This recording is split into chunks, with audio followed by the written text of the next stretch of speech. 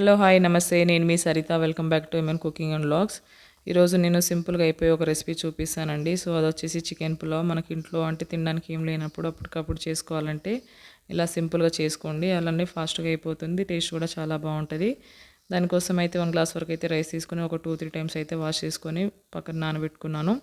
అలానే చికెన్ కూడా క్లీన్ చేసుకొని అయితే పక్కన పెట్టుకున్నానండి. ఇప్పుడు ఒక గిన్నె పెట్టుకొని అందులో అయితే ఒక 2 టేబుల్ స్పూన్ వరకు నెయ్యి వేసుకోవాలి. అలానే ఒక హాఫ్ టేబుల్ స్పూన్ నూనె వేసుకొని తర్వాత అందులోకి హోల్ గరం మసాలా వేసుకోవాలి. ఇలా వేసుకున్న దాంట్లోకి ఇప్పుడు ఒక ఆనియన్ పొడుగ్గా కట్ చేసుకుని అలానే ఒక 2-3 అయితే పచ్చిమిర్చి వేసుకోవాలండి. అవి కాస్త ఫ్రై అయిపోయిన తర్వాత ఇప్పుడు అందులోకి 1 టేబుల్ స్పూన్ అల్లం వెల్లిగడ్డ పేస్ట్, అలానే ఒక హాఫ్ టేబుల్ స్పూన్ అయితే పసుపు, 1 టేబుల్ స్పూన్ కారం, ఒక half table spoon garam masala, 1 table spoon ధనియా పౌడర్, అలానే ఒక హాఫ్ టేబుల్ స్పూన్ వరకు అయితే సాల్ట్ అన్ని మసాలాలు అయితే వేసుకోవాలండి. సో ఇలా వేసుకుని అయితే ఒకసారి బాగా కలుపుకోవాలి. ఇలా కలుపుకున్న దాంట్లోకి ఇప్పుడైతే ఒక హాఫ్ కప్ వరకు అయితే పెరుగు యాడ్ చేసుకోవాలి. సో పెరుగు పోసుకొని ఒకసారి బాగా కలుపుకోవాలండి. సో ఇలా కలుపుకున్న తర్వాత ఇప్పుడు ఇందులోకి అయితే మనం ముందుగా అంటే క్లీన్ చేసి పెట్టుకున్న చికెన్ వేసుకోవాలి. ఇక్కడ చికెన్ వచ్చేసి నేను 400 గ్రామ్స్ వరకు తీసుకున్నాను.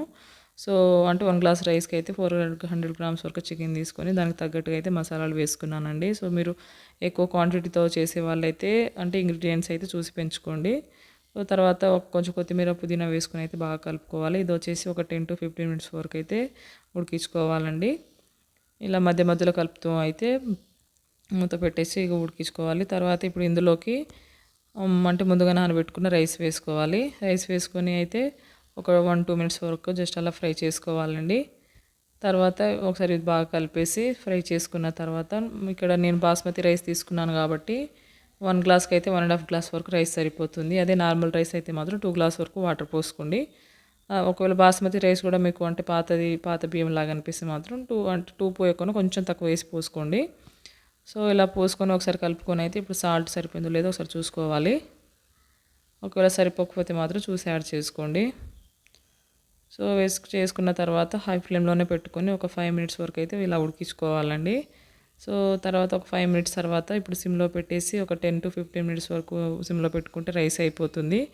సో అయిపోయిన వెంటనే మూత తీయకుండా ఒక 5-10 మినిట్స్ తర్వాత తీసి మనకు రైస్ కూడా చక్కగా ఉడికిపోయి టేస్ట్ కూడా చాలా బాగుంటుందండి.